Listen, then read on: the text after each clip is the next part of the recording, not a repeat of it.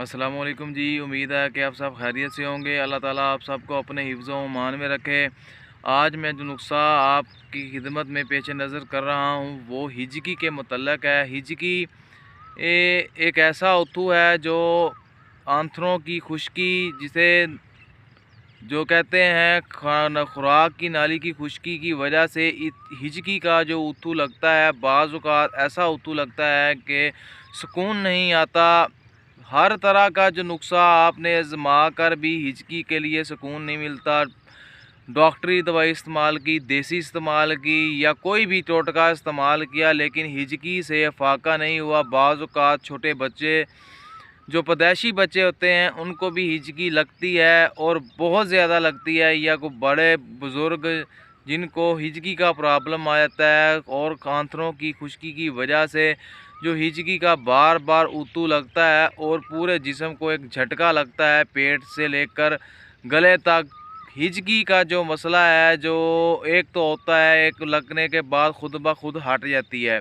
बाज़ औक़ात एक ऐसा उत्थु लगता है जिसे हिजकी का आराम नहीं आता। तो आज मैं एक ऐसा नुस्ख़ा आपकी पेश नज़र कर रहा हूँ जो हिजकी के लिए बहुत ही कारआमद है, जिसके इस्तेमाल से आप एक घूंट पीते ही हिजकी को बिलफज़ल खुदा सुकून आ जाएगा। तो करना क्या है मेरे भाइयों, आपने जिसको हिजकी का प्रॉब्लम हो, हिजकी लगती हो, बार बार इसको हिजकी का उत्थु उठता हो, तो मेरे भाई वो इस चीज़ को बनाकर इस्तेमाल करें, जिससे उसको आराम व सुकून होगा। करना कि बड़ी इलायची आपने देखी होगी, नुस्ख़ा क्या है नोट फरमा लें और बनाकर अपने प्यारों और जिसको भी हिजकी का प्रॉब्लम है उसको इस्तेमाल करें, बफज़ल खुदा हिजकी से आराम होगा। करना क्या है, हिजकी के लिए आपने बड़ी इलायची लेनी है, और बड़ी इलायची इसको कहते हैं, हम उन सालनों में जो है बाकसरत इस्तेमाल करते हैं मसाला जात में, जिसका बहुत ही आम मशहूर है।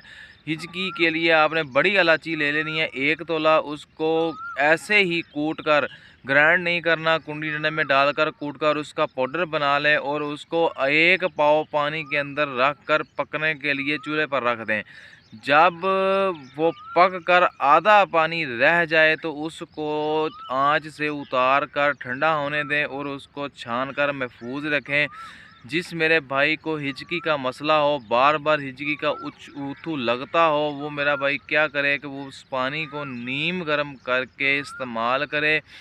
हलक से उतरते ही हिजकी का जो उत्थु है वो इंसान को जिसको लगा हो, और सांस लेने में या खाने में या बैठने में प्रॉब्लम महसूस हो रही हो, गले से उतरते ही, हलक से उतरते ही बफज़ल खुदा अल्लाह की रहमत से हिजकी का जो उत्थु है वो ख़त्म हो जाएगा और आराम व सुकून होगा।